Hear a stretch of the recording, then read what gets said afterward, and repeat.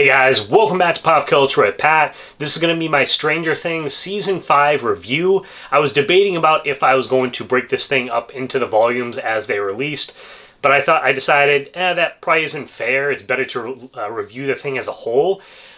Doing that, though, as I was getting ready to do this review, I was like, holy shit, there is a lot to talk about here. So I apologize in advance if this video ends up being pretty long. It is going to contain spoilers, so make sure that you have watched the season, so that way there's nothing ruined for you. Otherwise, if you don't care about spoilers, feel free to continue watching. And if you guys are new to the channel, make sure to hit that subscribe button as well as the bell button next to it. That way you get notifications for all my new videos. If you can, give this video a thumbs up. It really helps out. I appreciate it so much.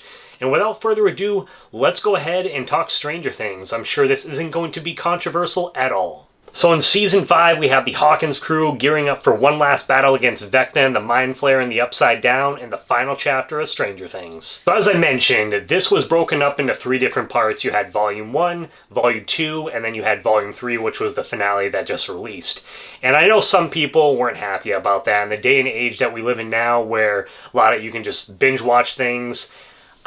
Don't get me wrong, I love me a binge watch, but I also grew up watching the weekly releases kind of thing, so I like that they split it up, just so that way we had time to kind of digest each volume separately, talk about the episodes a little bit more. And not only that, but it was the final season, and so I kind of wanted to savor the flavor and really enjoy everything as much as I could, because this is the last batch of episodes, at least for now. We'll see. I know there's a spin-off. Probably be stuff in the future, but at least for the foreseeable future, with the main cast of Stranger Things, this is it. So I wanted to enjoy it. I will just say, man, to start it off, the opening of Volume 1, that very first episode, just hit me in the feels right away. That nostalgia. You have Holly waking up everyone in the Wheeler house. You have the score playing. I thought a fantastic way to open up this final season. Now, the way that Season 4 ended, where we had our group looking down at Hawkins, you had all the different gates, they opened together, you have the smoke coming up in the sky. I did expect that we were going to start things off a little bit more apocalypse-like to start Season 5. That isn't the case. They ended up doing a time jump. Now, I'm assuming the reason that they did that was just because of the kids growing, aging. People were already kind of complaining that with this season, they looked like adults now. And so I'm sure they didn't want to say, oh, and push it even farther and say, nope, nothing happened. This picks up right where we left off in Season 4. So I'm assuming that's why they decided to do that. But maybe the Duffer Brothers said otherwise, but I'm assuming that was the reason. I'll say one of my favorite locations in Season 5 is definitely the radio station. I thought that was a really cool location to introduce in the season, and we get to see it quite a number of times throughout the show. So that was really cool. I loved the squawk, the little van that they got to travel around in and everything. Now, as far as new characters go, and I know technically this first one isn't a new character, but I'm going to say Holly Wheeler, because by far this season, Holly gets the most screen time that she has ever gotten throughout the show, and the role is taken over by Nell Fisher this time around, and I thought that she was great. Definitely one of the MVPs for me for this season. I was really excited to see her role expand. Now, I can totally get on the other side if you were someone that you kind of wish that maybe they focused a little bit more on the OGs. I do totally understand that. I think that is a valid criticism, but I thought that she was fantastic, and I think this is really going to launch her career, so I can't wait to see what she's going to do next. Another one of the characters who is new for the season is Jake Connolly, who plays Dipshit Derek, aka Delightful Derek. I thought he was hilarious, had some great one-liners, and this is, I believe, one of, if not his first major role that he's ever done. And so that kid, I think he's definitely got an exciting future in front of him as well. And again, not a new character, but Vicky, we do get to see more of her character in this season as well. And then we had the army led by Linda Hamilton, who plays Dr. K in this season. Now, I will say, I'm a big fan of Linda's. Got to meet her in person. She's wonderful, super sweet. But as far as the character goes, I wasn't super impressed. I think just what she was given to work with. Unfortunately, I feel like they probably could have gotten really anybody to play that character. So that was one of the characters that was kind of like, take it or leave it. You also had Holly's classmates, who do end up playing a fairly major role in this season, just with everything with them and Mr. Whatsit, aka Henry, aka Vecna. So they got to play a fairly good sized role in the season. I thought they were good. Then you had characters like Karen and Ted Wheeler and Vicky, who got to interact with the creatures of the Upside Down for the first time, which I thought was really exciting. Even though, I'm not gonna lie, end of episode 1 going into episode 2, where the Demogorgons attack the Wheeler's house, I thought that both Karen and Ted were possibly actually gonna die there. And looking back on it, I think, I know some people complained about, and we'll get into more of this later in the review, but people complaining about the stakes not being there. I think that you could have killed those characters off, and it would have had a real impact and just showed that they weren't messing around. So I think that is understandable as far as people maybe having a criticism with those characters, especially with Mrs. Wheeler's injuries. All the scars that we see later on in the finale. Yeah, I don't know how she survived that one. And then we didn't see Ted for a while. He popped back up in the finale, but that kind of lines up with the rest of the show, that you kind of forget about Ted there. And then you also had Mike going into the Upside Down, and you have Mr. Clark being brought into the thick of things, which I thought was really cool because he's someone who's helped our group a number of times without even knowing it. So was excited to see Mr. Clark not only brought back for the season, but to play a fairly decent sized role in the season as well. And one of the other things that I really enjoyed about the season is some of the pairings that we had with characters that we didn't necessarily get to see beforehand, one of those being Robin and Will. I thought that they had some fantastic conversations, different moments throughout the season that I really enjoyed. And to me, Mike felt a little off in season 4. Now in this season, I feel like he kind of lines up a lot more with how he felt in season 1 or season 2, the original Mike. So it was nice to kind of see him be back in that leadership role, the heart of the party. I was really happy to see that. And then Nancy and Jonathan, I've honestly never really been a big fan of their ship. I know that ship has their fans out there, so apologize guys, but I just never really been a big fan of that relationship. And so I was kind of hoping to see that we were going to have maybe Nancy and Steve get back together at some point. But I will say, when she decides to choose neither one of them, she's kind of figuring her shit out. I really appreciated that as well, that she didn't end up with either one of them. I will say that I was kind of surprised that her whole shoot first, ask questions later didn't end up getting her in trouble at some point. I honestly thought that it was going to, whether it was the moment where she shot and blew up the energy above the Hawkins lab, or even later on in the finale when she's the one saying, I'll be the bait as far as the Mind Flayer goes. So I really thought at that point, I thought we were going to lose her, and we didn't. And honestly, I feel like Jonathan could have been killed off in the season as well, just because I felt like they tied things up with him. But we do get a really cool moment with him in the finale that I'll talk about again in a couple seconds here. Then we have Dustin, who's dealing with the loss of Eddy this season, and that's kind of isolating him from the rest of the group, including Steve, which I did not like to see those two clash. But I will say that we get an incredible scene when Dustin tells Steve that he can't lose him too, and then they end up making up, which I was excited to see that. And I was super pumped to see Max come back early on in the season. She's one of my favorite characters in the show, so was so happy when she showed up on screen. She ends up teaming up with Holly for a good chunk of the season, and they're trying to figure out a way how to escape out of Henry's mind. They end up going through a traumatic memory of his, this cave, in order to do so. I thought it was also cool that we got to see Holly return this season and play a fairly major role, especially in the second half of season 5.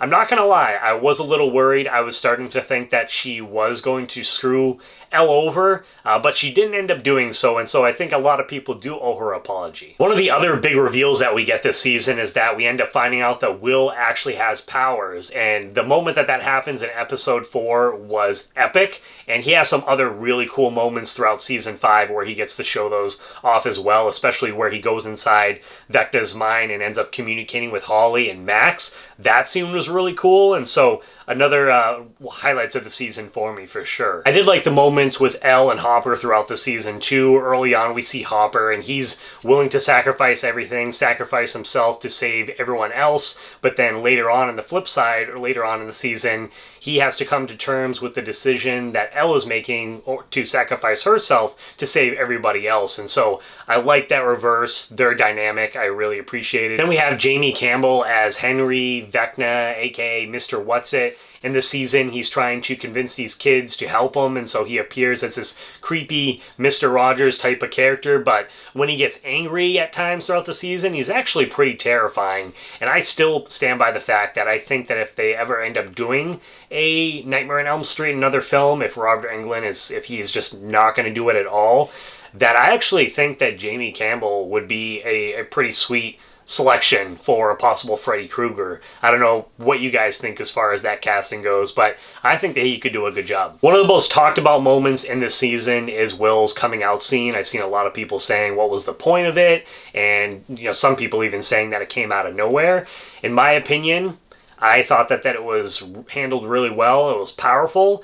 From the first episode of the show, they hint at that this character, might be gay, and that's something that they've kind of developed a little bit more each season, and so we finally get that moment here. I thought it was earned, and not only that, but the reason for him coming out in that moment, because I've seen some people saying, well, the world's about to end, we don't care, if you're gay or whatever, but that's not the case. The reason why he wanted to do that was because Vecna uses people's fears against them. He was afraid that he was going to, end up growing up saying, finally coming out saying this, and people were going to reject him. That was one of his biggest fears. And so the fact that he was able to do that, clear that out, so now Vecna can't use that against him just as they're about to head into that final battle, to me, makes a ton of sense. But I don't know. I've seen some people complaining about that. I don't get it, but whatever. Another talked about moment is the whole Max and Holly scene when they're finally trying to escape Vecna Henry's mind. Now, on the one hand, would the Demodogs have probably heard Lucas and been able to find them when he was playing running up that hill? Yes, I think that they probably would have been able to, especially where we had that in season 2, that because of broom drops that they're able to locate Bob. And so, but I can forgive that a little bit too, because we do get a badass moment with Karen shortly right after that happens. Then on the other hand too, we have people complaining there was no urgency in Max and Holly trying to escape Henry's mind. And I will say, why did there really need to be any urgency as far as that goes? Because you got to remember, to get to this moment, they went through a traumatic memory of Henry, so it's not like he was right behind them at that moment, because we didn't see that until the finale, that he was finally willing to go into that cave. And so by going through there, it's not like he was right behind them and waiting to get them any second. So they did have the time, and we also find out it isn't just the music that is able to help people escape, but it's also a loved one. Now, regarding the finale, because I do want to dedicate some time to talking about that, especially where that just released, I actually really enjoyed it. Now, and I can already hear the comments, I'm sure I'm going to get people saying, you're a finale defender, you're a glazer of Stranger Things, this, that, blah, blah, blah, blah, blah. I don't care. If you want to leave those comments, great. Bump up the algorithm. I appreciate it, honestly. If you do, that helps me out. But no, I really enjoyed it. The first time I saw it at home, and then I ended up seeing it the next day in theaters, and that was an amazing experience. Theater was completely sold out. Getting to see it, people there with their families, and getting to talk to some people after it was done. I didn't talk to anybody that said that they hated it, and so I feel like more of the hate seems to be coming from the online community rather than people that are in my life or people that we got to go see it in the theater. So I thought that was interesting. Now, will I say that could it have been a little longer to maybe give it a little bit more time to that final fight between Eleven and Vecna and the Mind Flayer with our group?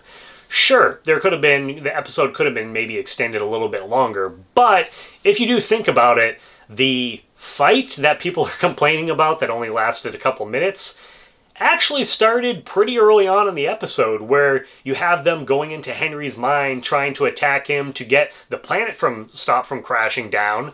It starts right from there, and it goes throughout until that moment where they end up chopping off Vecna's head and killing the Mind Flayer. And so you actually get a pretty lengthy sequence of different fights kind of leading up to that final fight at the very end. So I don't really understand the complaint with that one. I'm not gonna lie, watching the finale, especially for the first time, I thought that Steve was gonna die when he fell off the edge and then it went to black for a couple seconds there. I was like, you gotta be freaking kidding me. We made it to the finale and now he's going to die? I will say it was fun watching it in the theater the next day, because you could tell a lot of people hadn't seen it yet, because there was a lot of gasp there.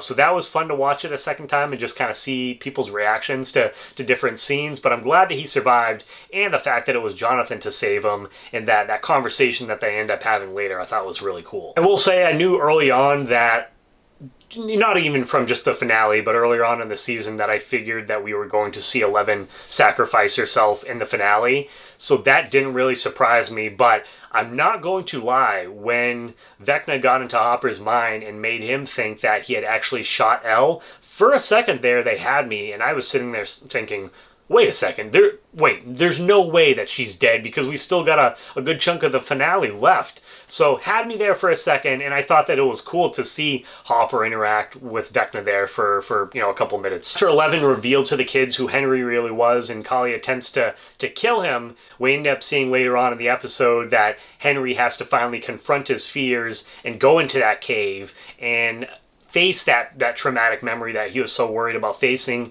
and we end up seeing that was where the Mind Flayer ended up first infecting him. Now, I was a little worried that they were going to go the route of trying to redeem him and making him sort of a good guy at the very end. I'm glad that they did not do that, and he kind of stuck to his guns and said, nope, I've seen the world for the way it is, and that's why me and the Mind Flayer, we are one. And visually, I'll say that the Mind Flayer I thought looked amazing. For a second there, I almost thought it was the dragon that people were talking about, but the fact that it's this giant spider, I can only imagine how much it costs to put that thing on screen, and probably why that last fight is as short as it is, just because I'm sure the visuals were insane. I've seen the people complaining about that why is there no monsters in Dimension X? Well, looking back on Season 4, where we have kind of that visual of Henry going to Dimension X, there really wasn't. You saw a couple of them kind of walking around here and there, but it wasn't like the place was crawling with all these different monsters at that time, and so I don't think there was just this like massive army that's in there. And we did get to see the Demogorgons, the Demodogs, and stuff like that. Granted, we didn't see the bats, but we saw those other creatures earlier on in the season, and so they were definitely there. Another point that I want to make is, because I have seen some people saying, oh, we should have had this massive army with the Mind Flayer and Vecna. Why would they leave him vulnerable like that? Now, as a writer too, you gotta give your characters a reasonable chance if they are going to survive, for the audience to be able to believe that. So if you guys are telling me that if there was this massive army, plus you had this giant ass spider, the Mind Flayer, and then you had Vecna on top of that, there's no way that any of our characters would have survived. They all would have died. That's how the show would have ended. They all would have died. So I kind of understand why sure, I would have loved to see maybe a couple of the creatures sprinkled in there, but not this whole army, because that wouldn't have made sense. I'll say that Kali's death didn't really surprise me. She was one of the characters that I predicted was probably going to die or I knew was going to die this season when she came back, because I wasn't 100% sure that she was coming back. But when she did pop back up, I figured, I was like, okay, yeah, she's probably going to die this season. Could be one of the ones in the finale. But then you had the scene with Mike and Eleven, the Purple Rain scene, where she's sacrificing herself and explaining to Mike and just to talk to the others for her. God damn, that scene, especially I think even more the second time around, hit me like a ton of bricks. Just between the song choice, all the flashbacks that we get between the two different characters of Elle and Mike, and then just hearing Mike scream and the rest of the characters looking at her as she gets ready to vanish. Oh man, so well done. I will say though that my favorite part of the finale was definitely the epilogue, hands down. Just getting to see the kids graduate, having Dustin give his speech, and that tribute to Eddy, I thought that was amazing. Getting to see the moment where Steve, he's a baseball coach now, was incredibly wholesome. Seeing the teens, young adults, where you have Jonathan, Nancy, Robin, and Steve up on that rooftop having the conversation, how they miss the times of them hanging out, and they all start crying. Both times watching that so far, that scene has got me. And then just, deciding that, oh, we'll make up plans to hang out with each other. And granted, you think it'll probably happen for maybe a time or two, just because where they are spread out, you just know that that's not going to continue in the future. And so I think that's what kind of makes that moment hit a little bit more. And if you've been in that situation, you've had friends that you've grown up with and drifted apart from, it just hits you even more. So, God, yeah, this epilogue was just beautiful. You also have the scene where we see Hopper and Joyce. They're at Enzo's. They finally have their date there. Granted, I don't know if this was the first time that they had been there, but they finally get their date, and we see that Hopper proposes to Joyce. That was really rewarding to see, and I loved that they brought back some of the really minor characters here too. The waiter in this particular scene was the exact waiter from was it season 3 that we saw them when he went there? So that was really fun. We also saw, God, I'm spacing on her name, but the girl that invited Dustin and his friends to the party, she was in season 2. She was the one that turned Dustin down at the dance. So I was sitting there thinking, Dustin, don't you do it. Don't go to that party. Screw her. And then we go back to where it all began at Mike Wheeler's house in the basement playing D&D with the party and Max. And I love that Max just questioning Mike's happy ending and saying how that's bullshit. Aren't you supposed to be a good storyteller? I thought that was kind of a funny wink there. And then Mike kind of gives us a glimpse at all the different characters and what their futures kind of look like going forward. You see Lucas and Max, they finally get their movie date, which was great to see. You have Dustin, who's studying in the library, but then he ends up going out to hang out with Steve. You have Will goes off to school and ends up being accepted for who he is, which is really nice to see.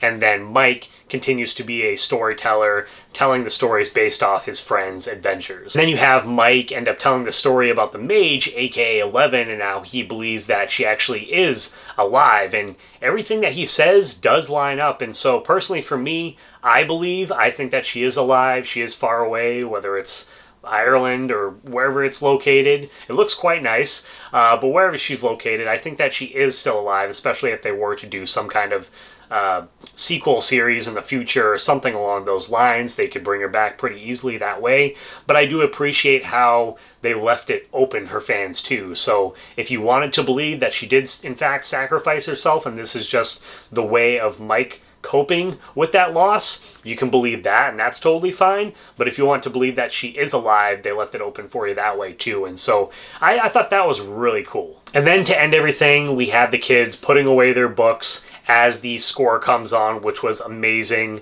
They're putting away their books, saying goodbye to their childhood. Of course, Mike is the last one to do so. He's going upstairs, getting ready to go, and then we see Holly and her friends come down, and they start playing D&D, and so you have the next generation here. Mike just looking at them, knowing that his childhood is over, but passing on the torch kind of moment with these kids, I thought was just so incredibly well done. For me, like I said, the epilogue was amazing. Easily my favorite part of the finale. I know I've seen some people complain about, there needs to be character deaths and they ruin it by not having any stakes. Stranger Things was never a Game of Thrones type of show where I feel like you needed to have characters killed off all the time to really show the stakes here. It wasn't that type of series. It never was. Granted, season 4, they did kind of, as the series progressed, things did get a little bit darker. But it was kind of like Harry Potter in that way, I would say. In which that series, yeah, granted, you did have some important characters die, but you didn't have our main crew. None of those characters died. And so I loved that we got a happy ending because I care about these characters. I've been so invested with them and their story for so long that it's nice to actually have a happy ending with these characters and to see them kind of go off and live their lives. So we don't always get that, and it's okay to have that sometimes, just as it's okay to have shows that are not as happy and have dark endings. I think both of them can work. I do also want to talk about the amount of people I've seen complaining about plot holes in the series, and I will say right from the start that is the series perfect? No. Is the writing perfect? No, but that's okay. But the amount of people saying this is a plot hole, this is a plot hole. I've seen people asking about, well, where was Max's mom? Pretty sure the last time that we saw Max's mom, wasn't she a drunk in season 4? She wasn't exactly the best parent to Max, so that doesn't really surprise me that she wasn't there when she woke up. You also have people asking where Susie is. She's in Utah, and when we last saw her, she has a pretty strict Mormon family, and so I feel like their relationship, it just fell apart. She wasn't able to date Dustin anymore. About the pregnant woman that were down in the lab in the Upside Down. If you guys were watching the episode, Kali actually said that those women were dying, actively dying because of her blood. They couldn't handle it because it wasn't from Henry's. So yeah, unfortunately, when everything kind of fell apart, yeah, they probably just died in the Upside Down, but they were going to die anyways. And then you have the military. Well, what, you think the military just left and didn't arrest any of these guys? No, because the military's main mission in being in Hawkins was going after 11. That was really the main reason that they were there. Also, I don't think they want the rest of the public knowing about the different experiments that they've been doing down there. And so, yeah, they're probably like, you know what? We'll let you guys kind of just live your life. We're gonna get out of here. So it's just little things like that. Not everything is a plot hole. Yes, there can be plot holes, but some of that stuff, if you just do a little thinking, or sometimes the answer is actually right in the episode. And so there's actually a girl that I came across on TikTok, and I can't remember the username, but she's been addressing a lot of these plot holes, and she explains them really well. Again, I can't remember the name, but shout out to her. She's done a great job with that. But it's just crazy the amount of nitpicking that I've seen for the series. And it's one thing, if you didn't like it, then you didn't like it. Whatever. You know, not everyone's going to like the same thing. Totally understand. But it's just some of the complaints, the nitpicking is driving me crazy. And I guess, like, this is my favorite show. I've never been so wrapped up in a series. And so the algorithms got me showing all kinds of different videos and posts and things like that. And I think I just gotta, I wanted to do this video, but I think I gotta kind of step away from it, because I feel like nowadays a lot of people do just love to complain. That's one of the things I'm not a big fan of doing what I do on YouTube, because I see a lot of it, the people that post negative reactions, do controversial videos just to get clicks. I try not to do that as much as possible. But yeah, it's just like, why you gotta be so negative about everything?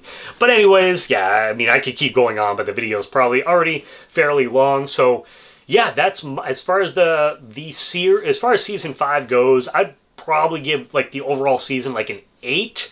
The finale I'd give a 9, because I love how it wrapped up. But overall for the season, I'd give it an 8. It probably is one of my least favorite seasons for the series overall, but I've loved all the other seasons of this show. And so I want to hear what your guys' thoughts are. Granted, I know I'm sure I can already hear some of the comments, but I want to hear what your guys' thoughts are down below in the comments. I got a couple interviews with cast members from the show, so if you are a fan of the series, make sure to check those out. I got some more coming, so if you are a fan and if you are new, make sure to hit that subscribe button as well as the bell button next to it. That way you get notifications for all my new videos. And as always, guys, please make sure to check back for more Pop Culture with Pat.